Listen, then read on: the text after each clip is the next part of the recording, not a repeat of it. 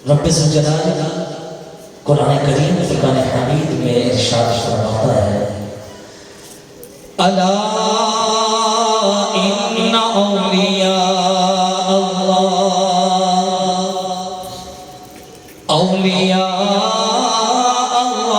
لا خوف علیہم ولا هم يحزنون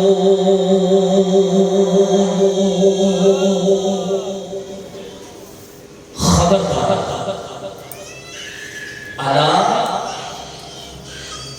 خبردار ابھی جو آپس میں باتیں کر رہے ہیں توجہ نہیں ہے قرآن کہہ رہا ہے الا خبردار آپ کو پتا ہے یہ خبردار لفظ کب استعمال کیا جاتا ہے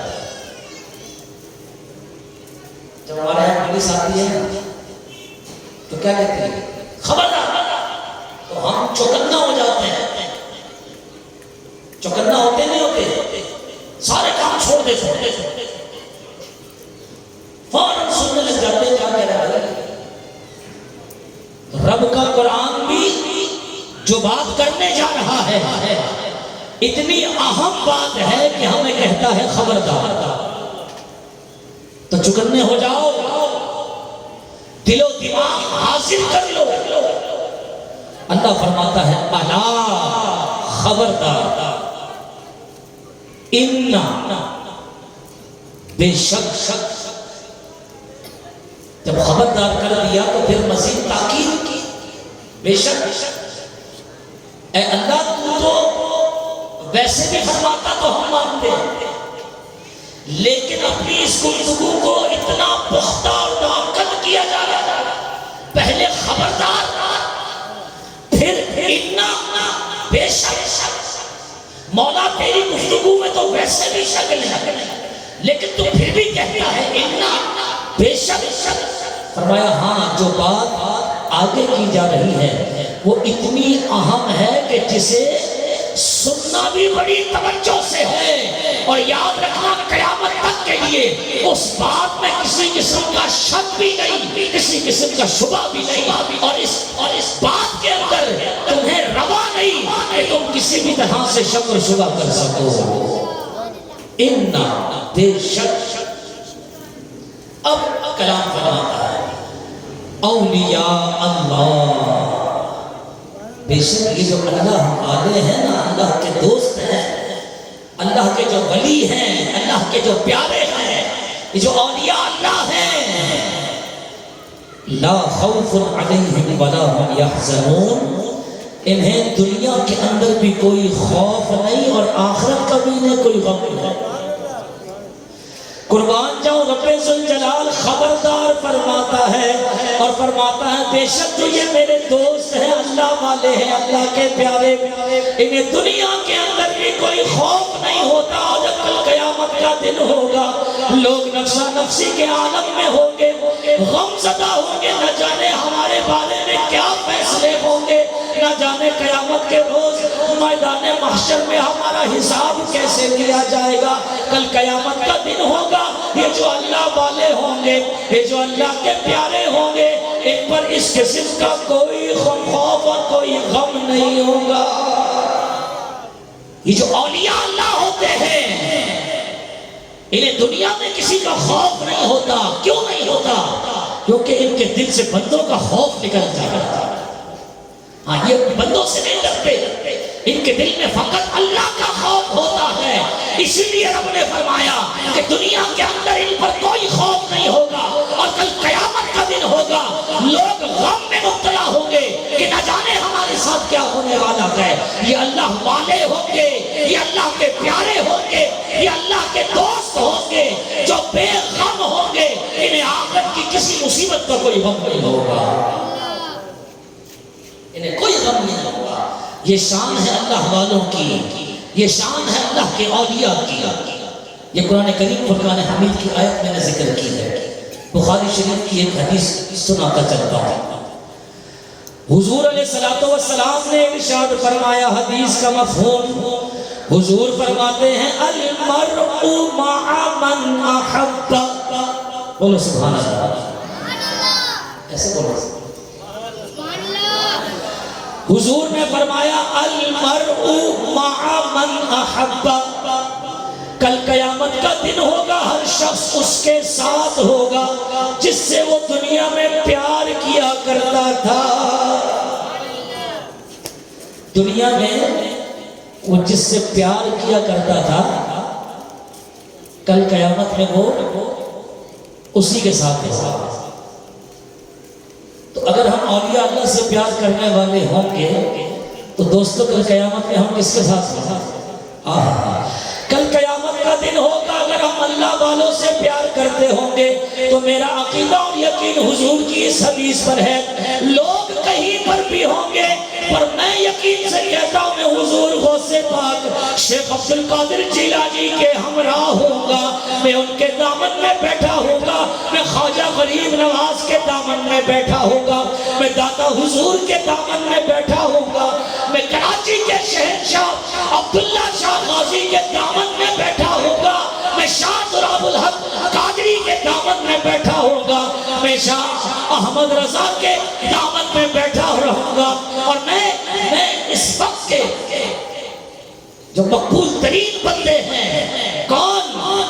اللہ اکبر، جناب علامہ خادم حسین رضوی کے دامن میں بیٹھا ہوں گا۔ جی ہاں، الحمدللہ۔ لیکن یہ کب ہے کہ دنیا میں ان سے پیار کرنا ضروری ہے؟ اب سنو جی، فائدہ کیا ہوگا؟ ان کے ساتھ تو ہوں گے تو حساب کتاب نہیں ہوگا کیا؟ معاملات نہیں ہوں گے کیا؟ سنو جی، میں نے آیت بھی پڑھی ہے، حدیث بھی پڑھی ہے، ان دونوں کو ملا کر گفتگو کر رہا ہوں۔ رب ذوالجلال نے فرمایا جو اللہ والے ہیں انہیں آخرت میں کسی کا غم نہیں ہوگا، کوئی غم نہیں ہوگا۔ حضور نے فرمایا المرء مع من احب، کل قیامت میں ہر شخص اس کے ساتھ ہوگا جس سے وہ پیار کرتا ہوگا۔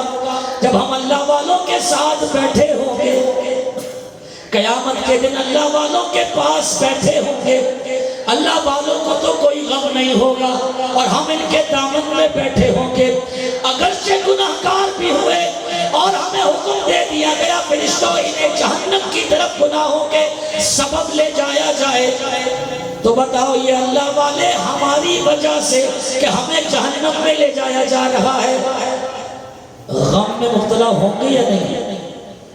بولو نا۔ تو یہ عرض کریں گے مولا تیرا تو وعدہ تھا کہ ہم غم نہیں دے گا تو ہم کو، تو ہمیں غم میں مبتلا نہیں کرے گا۔ اے بندے ہاں نا، تمہیں کیا غم ہے؟ مولا یہ جو دنیا میں ہم سے پیار کیا کرتے تھے آج ہمارے ساتھ بیٹھے ہیں، آج ہمارے دامن سے جڑے ہوئے ہیں، اے اللہ جب تو انہیں جہنم کی طرف لے جا رہا ہے، انہیں جہنم میں ڈالنے کا حکم دے رہا ہے، پروردگار یہ تو ہمارے ہیں، یہ اپنے ہیں، ان کے جہنم میں جانے سے ہم غمزدہ ہو رہے ہیں۔ اے اللہ تیرا وعدہ ہے کہ اللہ والے کبھی غمگین نہیں ہوں گے، تو مولا ہم تجھ سے التجا کرتے ہیں کہ ہماری بدولت اے پروردگار ہم سے پیار کرنے والوں کو جہنم سے آزاد فرما دے۔ تو پھر ہم امید کرتے ہیں رب ذوالجلال فرمائے گا فرشتوں ان کے جہنم میں جانے کی وجہ سے ہمارے جو پیارے ہیں، دوست ہیں، اللہ والے ہیں، یہ غم کے اندر مبتلا ہوں گے، لہٰذا ان کی بدولت اور ان کی برکت سے ان کے چاہنے والوں اور ان سے پیار کرنے والوں کو بھی جہنم سے آزاد کر کے جنت میں داخل کر دو۔ بات سمجھ میں آئی؟ دنیا میں ان سے پیار کرنے کا یہ فائدہ ہوگا۔ آؤ ایک اور بخاری شریف کی حدیث سنا۔ جو اللہ والے ہوں گے نا، ان سے جب وابستہ رہیں گے، ان سے جڑے رہیں گے تو قیامت میں بڑا فائدہ ہوگا۔ کیا فائدہ ہوگا؟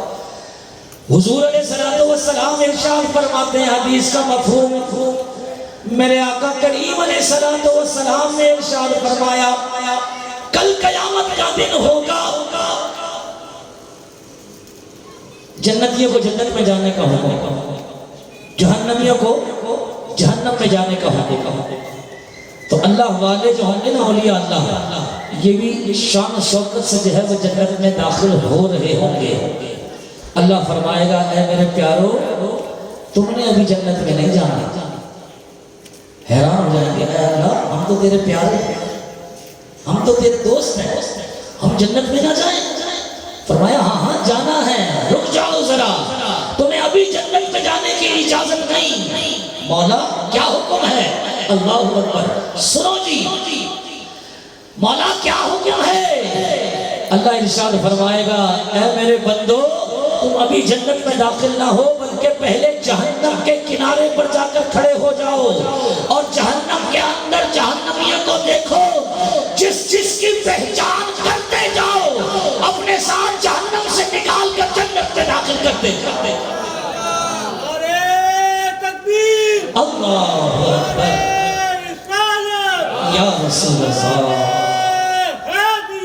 یا ہے جی تم ابھی جنت میں نہ جاؤ بلکہ جہنم کے کنارے پر کھڑے ہو کر جہنم میں دیکھو، تم جس کو جانتے ہو، تم جس کو پہچانتے ہو، اسے نکالو سفارش کر کے میری بارگاہ میں اور اپنے ساتھ جنت میں لے کر۔ فائدہ سمجھ میں آیا؟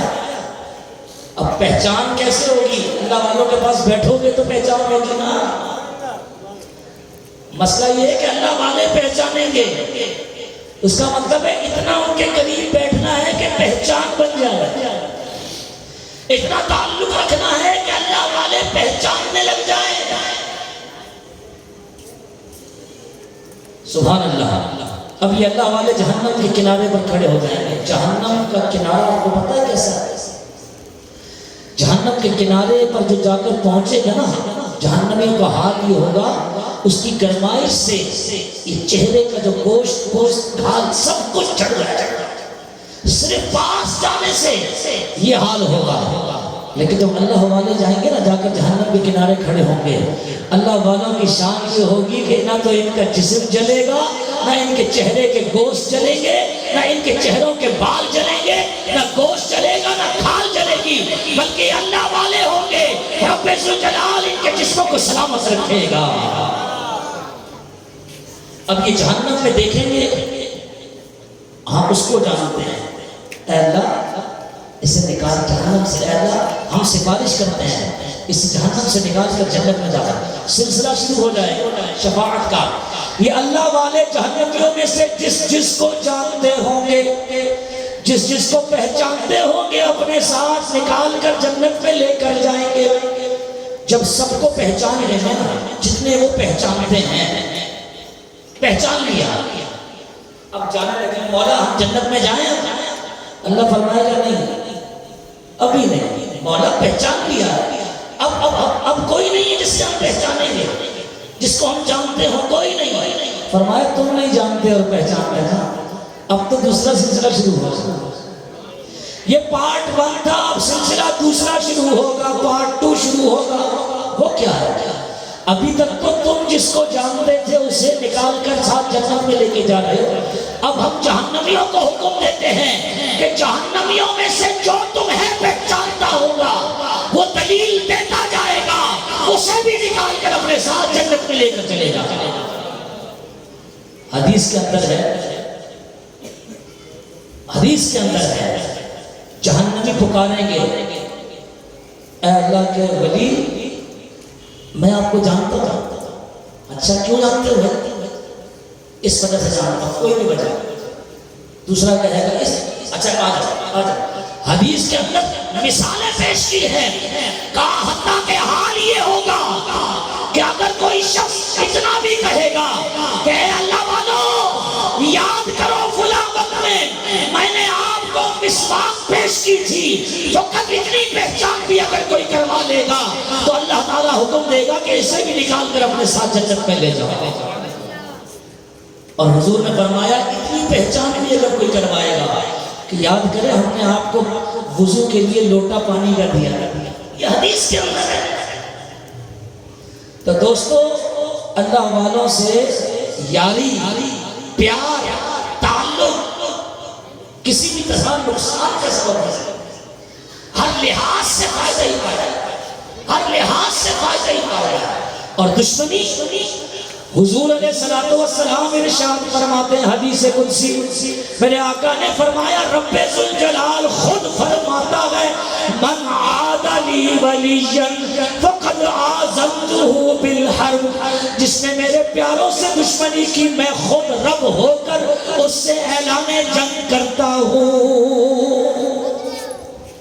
جو میرے پیارے سے دشمنی کرنے لگا، جو میرے پیارے سے، میرے ابو بکر سے، میرے عمر سے، میرے عثمان سے، میرے علی سے، میرے معاویہ سے، میرے عائشہ سے،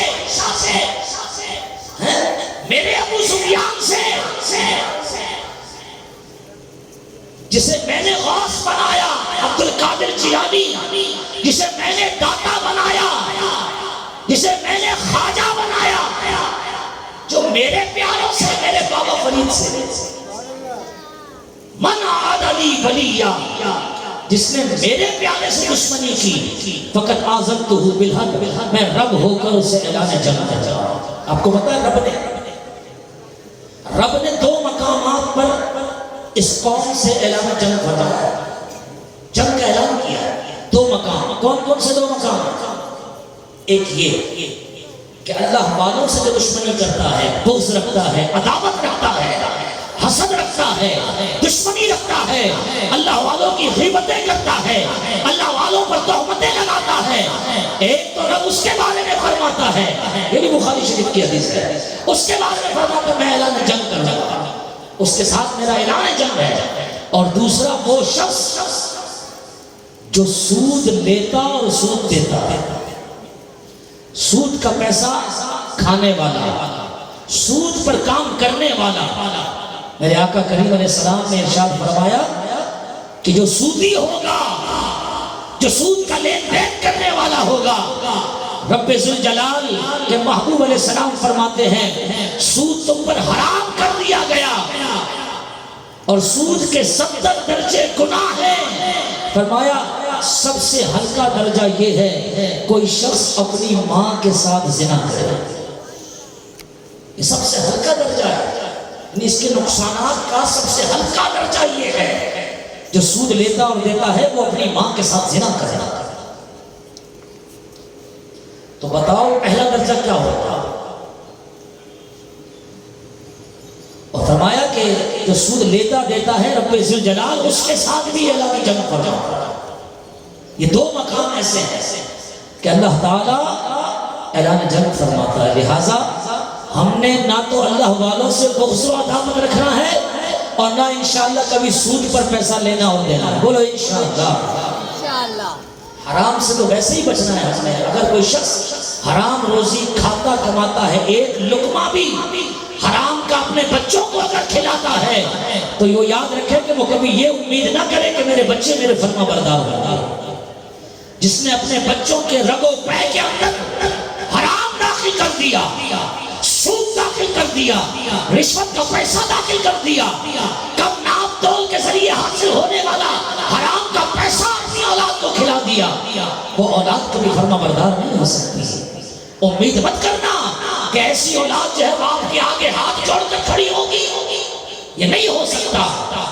وہ اولاد کبھی عاشق رسول نہیں ہو سکتی، وہ اولاد کبھی ماں باپ کی فرما بردار نہیں ہو سکتی۔ اس لیے اپنی اولاد کے رگ و پے کے اندر حلال خون کو پیدا کرو، حلال لقمہ کھلاؤ۔ جو شخص حرام کھاتا ہے 40 روز تک اس کی دعا قبول نہیں ہوتی ہے۔ میری بات آپ سمجھ رہے ہیں؟ جی ہاں، حرام روزی کمانے سے اپنے آپ کو بچاؤ، خوف کرو، ایسا ہی خوف کہ اگر کوئی اژدہا آ گیا ہے تو آپ کو اژدہے سے اس طرح سانپ سے ڈر لگتا ہے، حرام مال اگر آپ کی طرف بڑھ رہا ہو تو آپ کو ایسا خوف کرنا چاہیے۔ بچیں گے انشاءاللہ تعالیٰ، اپنے آپ کو حرام مال سے بچائیں۔ باہر کے حضور علیہ السلام ارشاد فرماتے ہیں من عاد لی ولیا فقد آذنتہ بالحرب، جو میرے ولی سے دشمنی رکھتا ہے میں رب ہو کر اس سے اعلان جنگ کرتا ہوں۔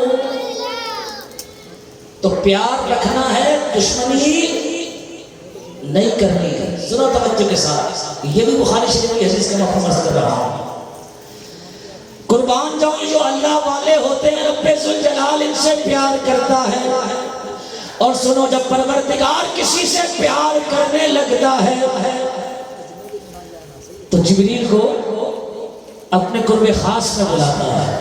اے جبریل.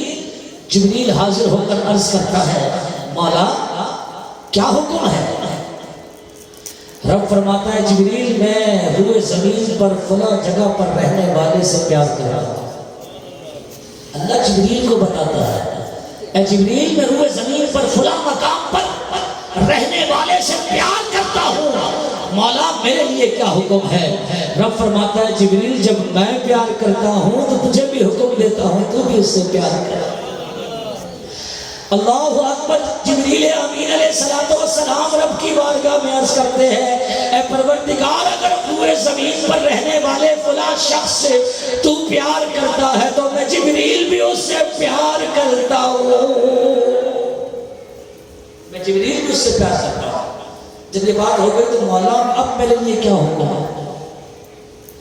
مولا اب میرے لیے کیا حکم ہے؟ رب فرماتا ہے اب آسمانوں پر اتر جا اور آسمان میں رہنے والی جتنی مخلوق ہے جتنے فرشتے ہیں ان میں بھی اعلان کر دے کہ رب ذوالجلال اور اس کا جبریل روئے زمین پر رہنے والے فلاں شخص سے پیار کرتا ہے. اے آسمان والو رب تمہیں بھی حکم دیتا ہے کہ تم بھی اس سے پیار کرنے لگے.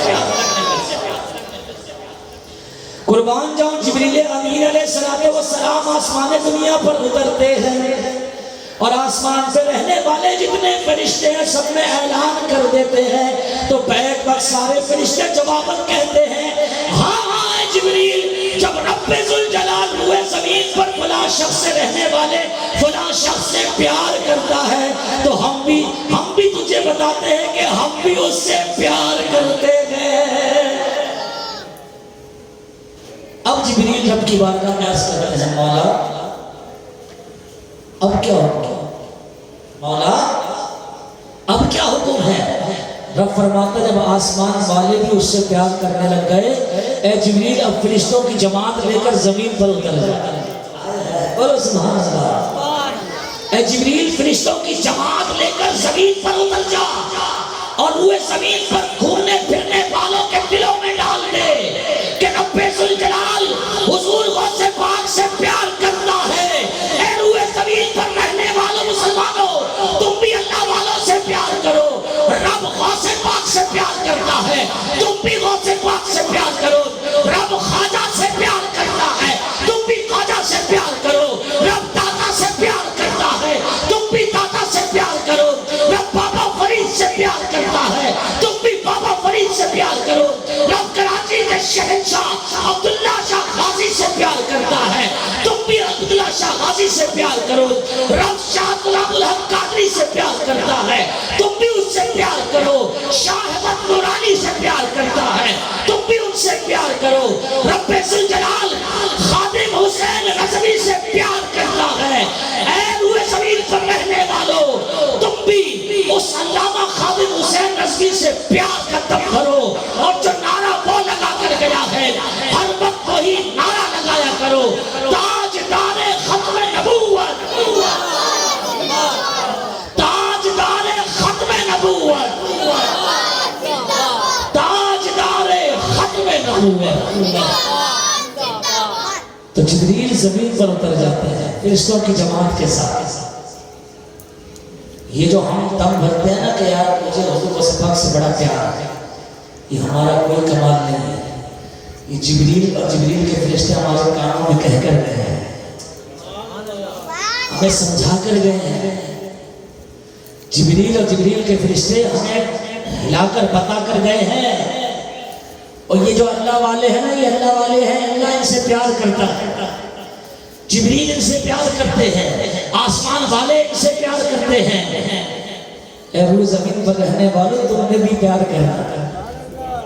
بس ہم ایسے نہیں دم بھرتے ہم اللہ والوں کا ایسے نام نہیں لیتے. خدا کی قسم یہ رب کی ہم پر کرم نوازی ہے کہ اللہ نے ہمیں اللہ والوں سے پیار دیا ہے. رب ذوالجلال نے اپنے پیاروں سے ہمیں پیار دیا ہے. یہ اللہ کا بڑا انعام ہے، اس انعام پر جتنا ہمیں شکر ادا کرنا چاہیے وہ کرو۔ تو قربان جاؤں، یہ جو اللہ والے ہیں نا، یہ الحمدللہ ہمارے ہاں پائے جاتے ہیں، یہ غیروں میں نہیں پائے جاتے۔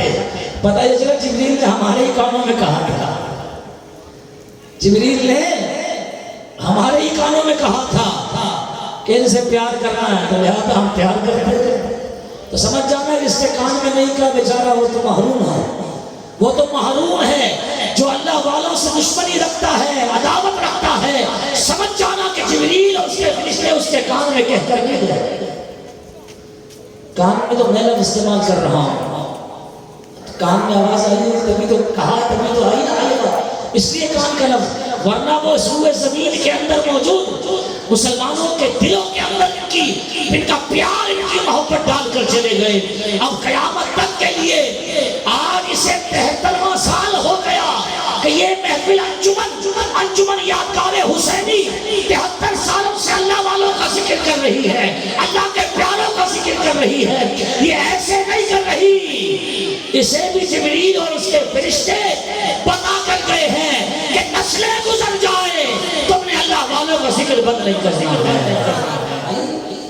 جن کے سروں پر اللہ والوں کا ہاتھ نہیں ہوتا، جو اپنے پیارے اللہ والوں کے دامن سے جو وابستہ نہیں ہوتے، وہ تو کچھ بھی چھ نہیں ہوتے، ان کی کوئی حیثیت نہیں ہے، نہ دنیا کے اندر کوئی حیثیت ہے نہ آخرت کے اندر۔ لیکن بات یہ ہے کہ ولی اللہ کا ہو اور ولی اللہ کا سچا ولی ہو، ہاں سچا ولی ہو۔ ہمارے ہاں آج کل بہت ڈھونگ چل چکا ہے، جی ہاں، آپ مزارات کا حال دیکھ لیں، الحمدللہ مزارات پہ ہمارے پیارے ہیں اللہ والے، لیکن ان مزارات کا ان کا ماحول کتنا خراب ہو گیا۔ اسلام اور دین کہتا ہے بچیاں، یہ عورتیں مزارات پر نہ جائیں، آپ کو مردوں سے زیادہ عورتیں نظر آئیں۔ کیا دین سیکھنے جا رہے ہیں؟ کیا دین پھیلانے جا رہی ہیں؟ کیا دین کو عام کرنے جا رہی ہیں؟ شریعت مطہرہ عورتوں کو مزارات پر جانے سے، قبرستان جانے سے سختی سے منع کرتا ہے۔ پھر آپ ان درباروں کا حال دیکھیں، جو اللہ والے ہیں ہم تو ان کے چاہنے والے ہیں، جو مزارات کے اندر ہیں ہم ان سے پیار کرنے والے ہیں، لیکن جو مزارات کے ارد گرد کے ماحول بنائے بیٹھے ہیں، جناب صبح چادروں کا سلسلہ شروع ہوتا ہے، رات تک چادریں چڑھتی رہتی ہیں۔ اسلام سے دین میں شریعت میں کہاں لکھا ہے کہ ایک مزار پر سارا دن چادریں چڑھاتے رہو؟ یہ مت سوچنا کہ پتہ نہیں کو کیا ہو گیا، چادروں میں بخار ہے۔ اسلام نے کہاں اجازت دی ہے؟ شریعت کہتی ہے ایک چادر اللہ والے کی قبر پر ہو جو برسا برس رہے، جب تک وہ پھٹ نہ جائے اس چادر کو بدلو۔ ہمارے ہاں تو کاروبار بنا ہے، صبح شروع ہوتا ہے کام اور مزار کے باہر ڈھیروں ڈھیر دکانیں کھول دی گئی ہیں فقط چادریں بیچنے کی۔ اور ہوتا کیا ہے، صبح سے لے کر رات تک مزار پر چادریں چڑھائی جاتی ہیں، ہماری جہالت ہے یہ۔ اور رات ہوتی ہے جب مزار بند ہوتا ہے، وہ ساری چادریں اٹھا کر واپس وہی دکانوں پر جا کر بیچ دی جاتی ہے۔ اور بھائی اسلام یہ نہیں ہے، دین یہ نہیں ہے، اہل سنت و جماعت یہ نہیں ہے، یہ ہم غلط رستوں پر نکل گئے ہیں۔ مجھے نہیں یاد پڑتا کہ میں نے کبھی خرید کر کوئی چادر چڑھائی، کسی نے مجبوراً ہاتھ میں پکڑا دی زبردستی، چڑھاؤ جی تو چڑھا دی، ورنہ میں اس کو درست نہیں سمجھتا، یہ غلط طریقہ۔ مزارات پر چادر ہو اس کا انکار نہیں ہے، لیکن ایک چادر ہو جس سے پتا چلے کہ یہ عام نہیں ہے، یہ اللہ والا ہے۔ آپ قرآن پر کتنے خلاف چڑھاتے ہو؟ بے وقوف ہوگا جو خلاف پر خلاف، خلاف پر خلاف، خلاف پر خلاف، خلاف پر خلاف، کیا بولے گے آپ اس میں؟ قرآن پر خلاف چڑھاتے کیوں ہو بھائی؟ ہیں جی، مثال دے کر سمجھاتا ہوں۔ ایک شخص کسی بچے کو بھیجتا ہے، جاؤ لائبریری میں سے قرآن رکھا ہوگا کتابوں کے بیچ میں، وہ اٹھا کر لے آؤ۔ وہ بچہ لائبریری میں جاتا ہے، کیسے دیکھے گا کہ قرآن کون سا ہے؟ ان لگی ہوئی کتابوں میں جس کتاب پر غلاف چڑھا ہوگا بلا جھجک کو جا کر اسی کتاب کو اٹھائے گا کہ اسے پتا ہے یہ سب سے جدا ہے، یہ کتاب سب سے جدا ہے، الگ ہے، ممتاز ہے، عام نہیں ہے، کیونکہ غلاف اس پر چڑھا ہے۔ وہ فوراً اسی کو اٹھائے گا جس پر غلاف چڑھا ہو، تو جب کھول کر دیکھے گا اسے پتا یہ قرآن پر غلاف چڑھا ہے جی۔ تو ہم مزار پر چادر چڑھانے کے منکر نہیں ہیں، لیکن اس کو فرض اور واجب بھی نہیں سمجھتے۔ لیکن اسلام کا درست طریقہ یہ ہے کہ جس طرح قرآن کی اہمیت باقی کتابوں سے سب سے الگ ہے اور الگ دکھائی جاتی ہے غلاف چڑھا کر، ایک چادر مزار پر چڑھاؤ تاکہ دنیا کو سمجھ میں آئے یہ جو صاحب مزار ہے یہ سب سے الگ ہے، یہ سب سے جدا ہے، سب سے ممتاز ہے، سب سے الگ تھلگ اس کا مقام ہے۔ تو نیت کر لیجئے میری بہنیں بھی میرے بھائی بھی، آج کے بعد کسی مزار پر چادر نہیں چڑھائیں گے۔ بولو جی بولو۔ اور اگر یہ نہیں سیکھ کر سے تو ہمارے آنے کا یہاں فائدہ کیا ہے؟ یہ وہ باتیں ہیں جن کا میں کہتا ہوں ائمہ ڈرتے ہیں بولتے ہیں، پتہ ہے وہ تو فوراً فتویٰ لگا دے گا تو بد مذہب ہو گیا ہے۔ لگاؤ نا میرے کبھی فتویٰ، بد مذہب ہو گیا۔ چادریں چڑھانے سے نہ تو کوئی مذہب والا ہوتا ہے اور نہ کوئی بد مذہب ہوتا، یاد رکھیے۔ ایک چادر اللہ والے کے مزار پر بس، وہ یہ نہیں کہ ایک آپ چڑھاؤ ایک آپ چڑھاؤ ایک آپ چڑھاؤ، پھر تو کام وہی بن گیا۔ صاحب مزار اللہ والے کے قبر پر مزار پر فقط ایک ہی چادر ہونی چاہیے۔ سمجھ آ رہی ہے بات؟ کعبۃ اللہ شریف پر کتنے خلاف ہوتے ہیں؟ بولو نا یار، ایک ہوتا ہے۔ کون چڑھاتا ہے کعبے پر ہزاروں غلاف؟ اور کعبے پر بھی غلاف اس لیے چڑھایا جاتا ہے تاکہ زمانے کو پتا چل جائے اللہ کے گھر تو بہت سارے ہیں لیکن جو مقام خانہ کعبہ کا ہے وہ باقی کسی گھر کا مقام نہیں ہے۔ تو باقی گھروں سے جدا کرنے کے لیے، ممتاز کرنے کے لیے خانہ کعبہ پر بھی غلاف چڑھایا ہے۔ لیکن بے وقوفی ہے یہ کہ خانہ کعبہ پر کوئی ہزاروں غلاف چڑھانا شروع کر سکے۔ اس لیے نیت کیجئے، ہاتھوں کو اٹھا کر نیت کریں کہ آج کے بعد کسی مزار پر چادر نہیں چڑھائیں گے۔ بولو ہمارے ہاں تو لوگ منتیں مانگتے ہیں مزار پر چادر چڑھانے کی۔ میں جہاں بھی بیان کرنے جاتا ہوں مجھے یہ خوف نہیں ہوتا کہ دوبارہ نہیں بلائیں گے، بلائیں گے، اس کی پرواہ نہیں ہوتی ہے، لیکن حق بات کہہ کر جاؤ، کل قیامت کے دن آپ میرا گریبان تو نہیں پکڑ سکو گے کہ آئے تھے واقعات سنا کر چلے گئے، سکھایا تھا کچھ نہیں۔ یہ بد مذہب اسی لیے ہم پر اعتراض کرتے ہیں کیونکہ ہم نے اصل دین کو چھوڑ دیا، ہم چادروں میں الجھ کے لگ گئے۔ مزار پر جانا غلط نہیں، صاحب مزار کو اللہ والا ماننا غلط نہیں، مزار پر جا کر فاتحہ خوانی کرنا غلط نہیں، جو غلط ہے اسے غلط مانو بھی، اسے جانو بھی، اور آج کے بعد اس کا بائیکاٹ کرو۔ کوئی منت نہیں ہے چادر چڑھانے کا، بیکار منت ہے۔ اگر کوئی منت مانگتا ہے تو اس منت کو پورا کرنا بھی اس پر لازم ہے، یہ شرعی منت نہیں ہے۔ میری بات سمجھ آئے؟ جی نیت کریں کہ آج کے بعد کسی مزار پر چادر نہیں ڈالیں گے۔ عجیب ٹرینڈ چلا ہوا ہے، مزارات پر لگانے والا وہ ڈبے لگائے ہوتے پیسہ ڈالو، کیوں بھائی صاحب مزار کو غسل کروانا ہے؟ صاحب مزار کا کیا کفن آپ نے بدلنا ہے؟ اور ان پیسوں کا کیا کرو گے؟ خدا کی قسم میں ایک مزار پر میرا جانا ہوا، کوئی یہ نہ سمجھے کہ اس کو پتہ نہیں کیا ہو گیا یار، یہ سنی نہیں رہا، یہ ہے او بھائی یہ سنیوں کی بات کر رہا ہوں، یہ سنیوں کے عقیدے ہمارے یہ وہ سکھا کر جا رہا ہے۔ ایک مزار پر جانا ہوا، اس کے کمرے میں مجھے لے گئے، 3 آدمی پیسے گننے پر لگے ہیں اور 3 آدمیوں کا کام یہ ہے وہ ڈبے لا لا کر ڈالتے ہیں، ان کا سارا دن کام یہی ہے۔ میں نے پوچھا یہ کب سے؟ بولا یہ تو روز کا کام ہے۔ ان تینوں کا کام صرف پیسے گننا ہے اور دوسرے تینوں کا کام صرف لا لا کر ڈالنا۔ کہا یہ تو ہماری ڈیوٹی ہے، ہمیں اس کی تنخواہ ملتی ہے، ہم شب و روز یہی کام کرتے رہتے ہیں۔ اور پیسہ اتنا، آپ کو پتہ یہ کہاں جاتا ہے؟ کہاں جاتا ہے؟ اوقاف کے پاس۔ کہاں جاتا ہے؟ آپ کی گورنمنٹ کے پاس، آپ کی حکومت کے پاس۔ اور یہ پیسہ وہاں جا کر ان کی عیاشیاں الٹا انہی مزارات کے خلاف، انہی اللہ والوں کے خلاف یہ پیسہ استعمال ہوتا ہے۔ مجھے ایک مقصد تو بتا دو، مزار پر جو ڈبے لگے ہوئے پیسے ڈالنے کا کوئی ایک مقصد کھڑے ہو کر بتاؤ جی، اور کیوں ڈالتے ہو؟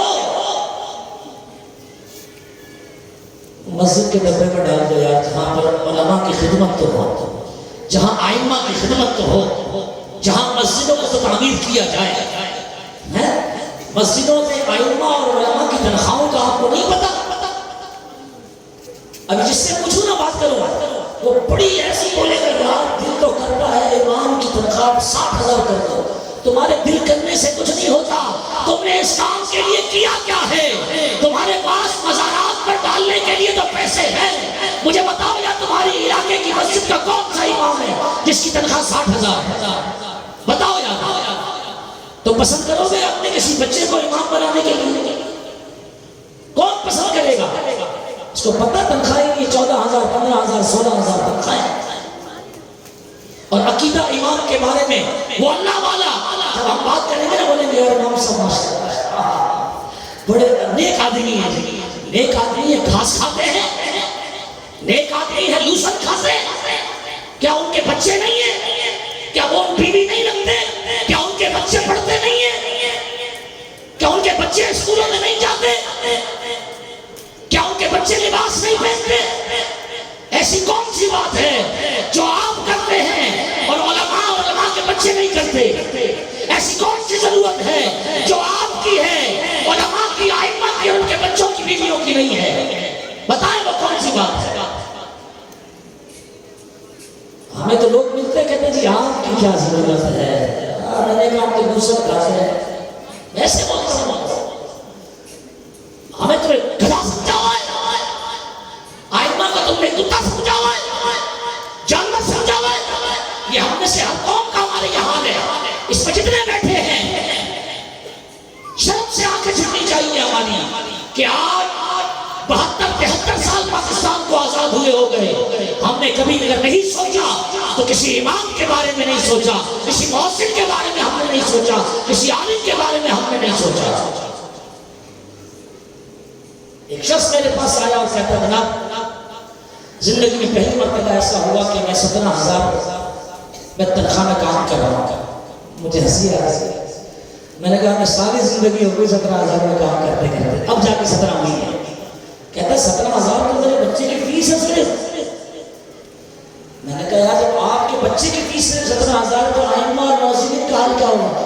پتہ کیا کہتا ہے؟ اللہ حضور آپ کے کیا خرچ ہیں؟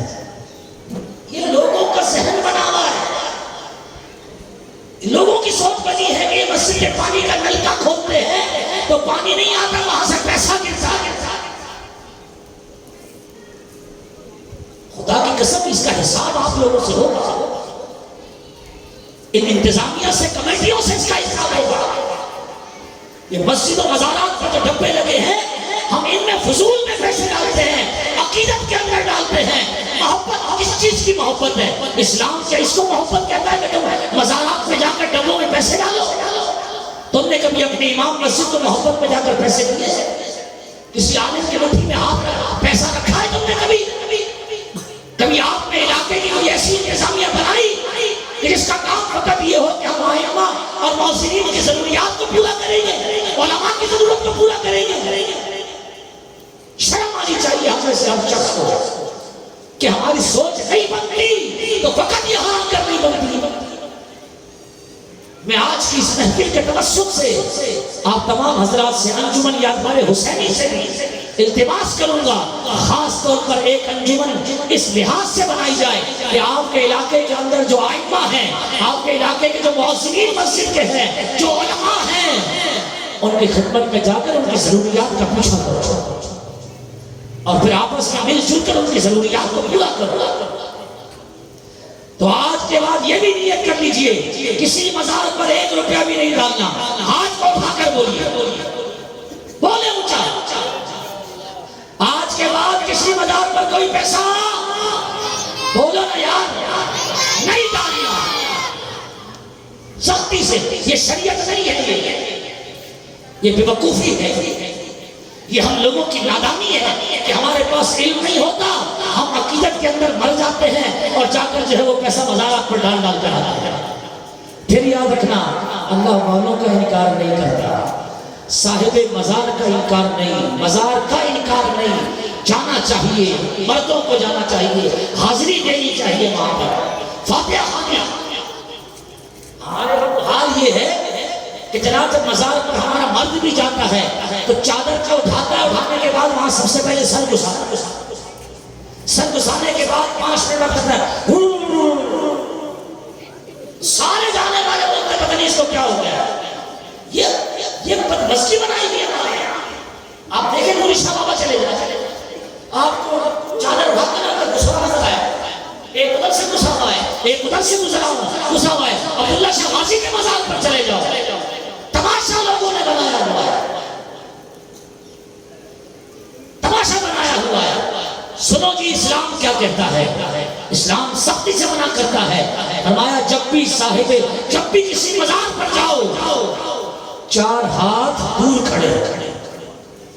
یہ ہے اسلام، یہ ہے دین، یہ ہے شریعت. یہ بد مذہب ہم پر اسی لیے تھوکتے ہیں، اسی لیے ہمیں برا سمجھتے ہیں، حالانکہ نادان ہیں.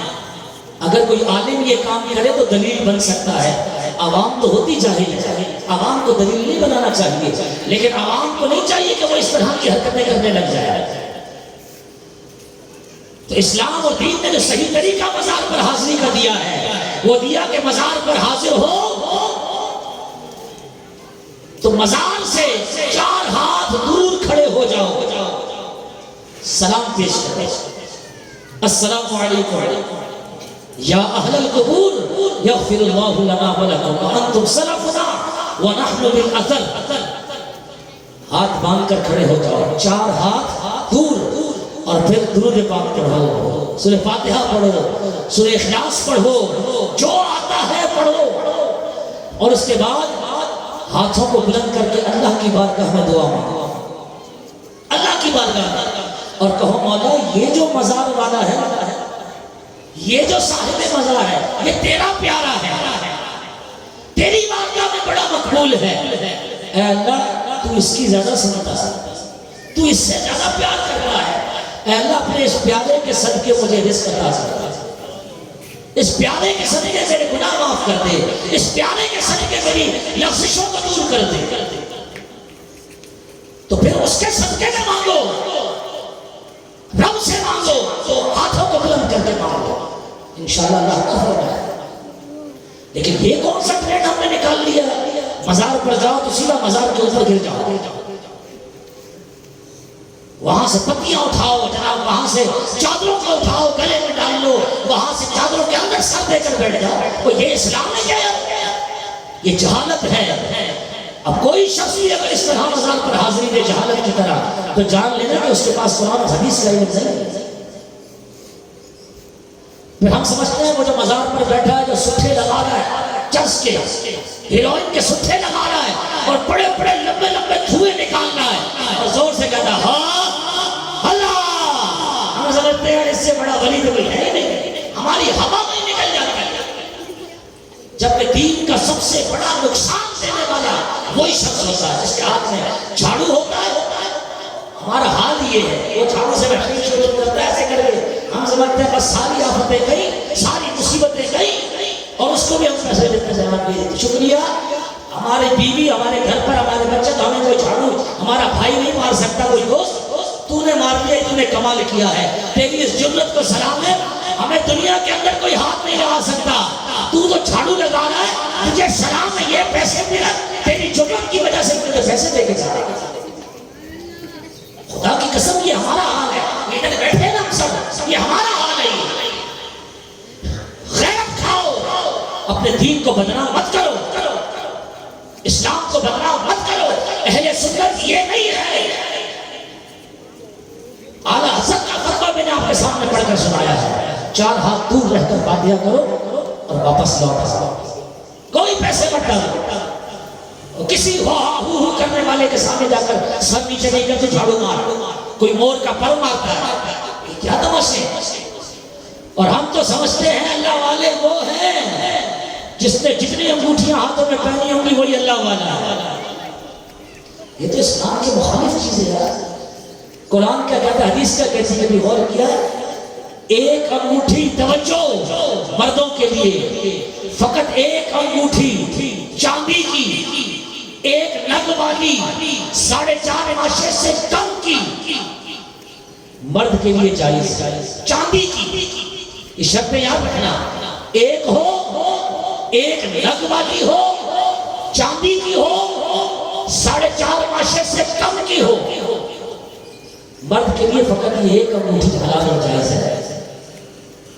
ہمارے ہاں تو ساری عورتیں بنی ہوتی ہیں، مرد بھی عورتیں بنتے ہیں، جس نے جتنے کڑے پہنے ہوں بولتے ہیں یہی اللہ والا، جس نے سٹھے لگا کر جتنی آنکھیں موٹی کر کے سجا کر وہاں بیٹھا ہوتا ہے نا، یوں کر کے دیکھنا ہوتا ہے، ہم سمجھتے ہیں اس سے بڑا ولی کون ہے؟ جتنی انگوٹھیاں اس نے زیادہ پہنی ہوں کہتے ہیں اسی کے پاس تو کام ہوگا، یہ اسلام نہیں ہے۔ آج ولایت کا موضوع تھا میرا، میں سکھا کے جانا چاہتا تھا، میں آپ کو کس سے کہانیاں سنا کر چلا جاؤں، آپ بھی بابا کر کے سبحان اللہ کر کے فلاں اللہ والے نے یوں کر دیا، یوں کر دیا، کر دیا، واقعی کر دیا، وہ اللہ والے ہیں، لیکن میں نے کوئی بات ایسی سنائی کہ فلاں اللہ والے نے 6 انگوٹھیاں پہنی تھیں۔ یہ سب ایسی تمام چوری چل رہی ہے، یہ جان بوجھ کر پروپیگنڈا بنایا جاتا ہے مزارات کو بدنام کرنے کے لیے۔ مزارات پر ڈھول چل رہے ہوتے ہیں اور اس ڈھول کے پاس میں جو ہے نا وہ عورتیں بھی ناچ رہی ہوتی ہیں، ہمارے مرد بھی گھسرے ہوئے بنے ہوتے ہیں، یہ ہمارے مردوں کا حال ہے۔ لہذا نیت کر لیجئے کہ اللہ والے ہمارے ہیں، یہ اللہ والے ہمارے ہیں، ہم نے ان کا تقدس جو ہے وہ قائم رکھنا ہے، ہم نے ان کے مزارات کا تقدس قائم رکھنا ہے، کوئی غیر شرعی جو ہے وہ کام مزارات پر ہوگا، ہم نے کسی طرح اس میں شرکت نہیں کرنی۔ بات سمجھ میں آ گئی؟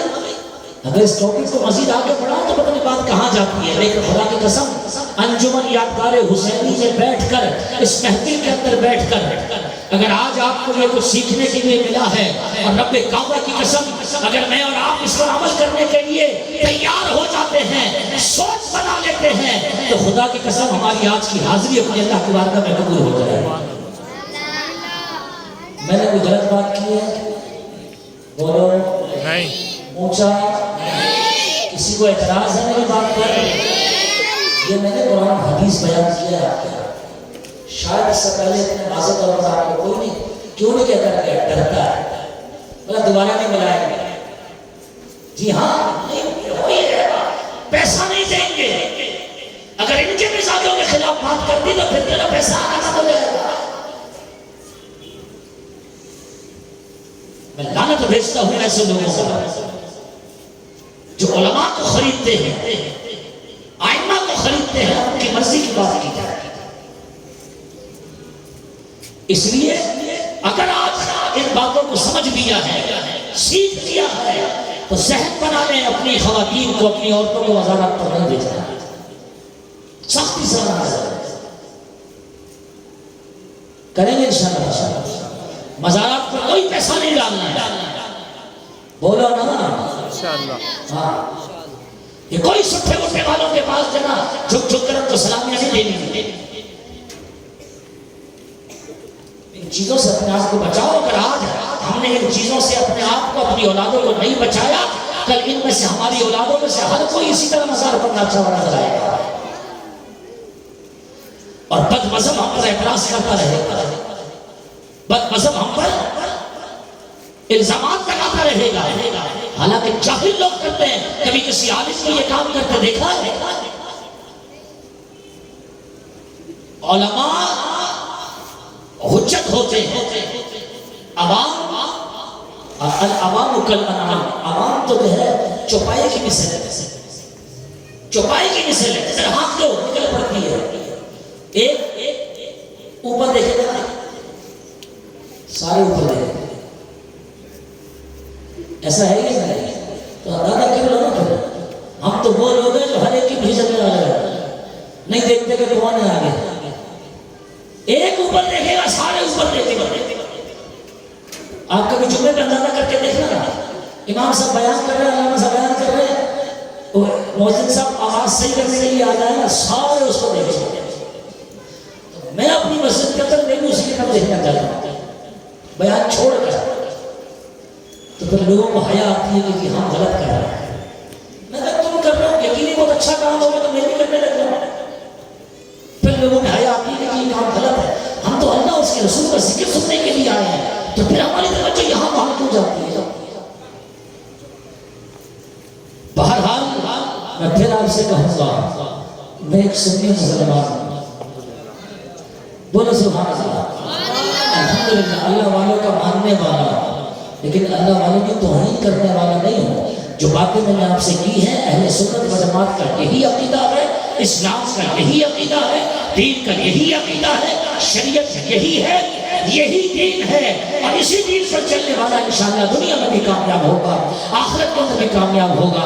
فَأَلْهَمَهَا فُجُورَهَا وَتَقْوَاهَا قَدْ أَفْلَحَ مَنْ زَكَّاهَا وَقَدْ خَابَ مَنْ دَسَّاهَا وَأَحْسَنُ مِنْكَ لَمْ تَرَ قَطُّ عَيْنِي وَأَجْمَلُ مِنْكَ لَمْ تَلِدِ النِّسَاءُ خُلِقْتَ مُبَرَّأً مِنْ كُلِّ عَيْبٍ كَأَنَّكَ قَدْ خُلِقْتَ كَمَا تَشَاءُ طَلَعَ الْبَدْرُ عَلَيْنَا مِنْ ثَنِيَّاتِ الْوَدَاعِ وَجَبَ الشُّكْرُ عَلَيْنَا مَا دَعَا لِلَّهِ دَاعٍ.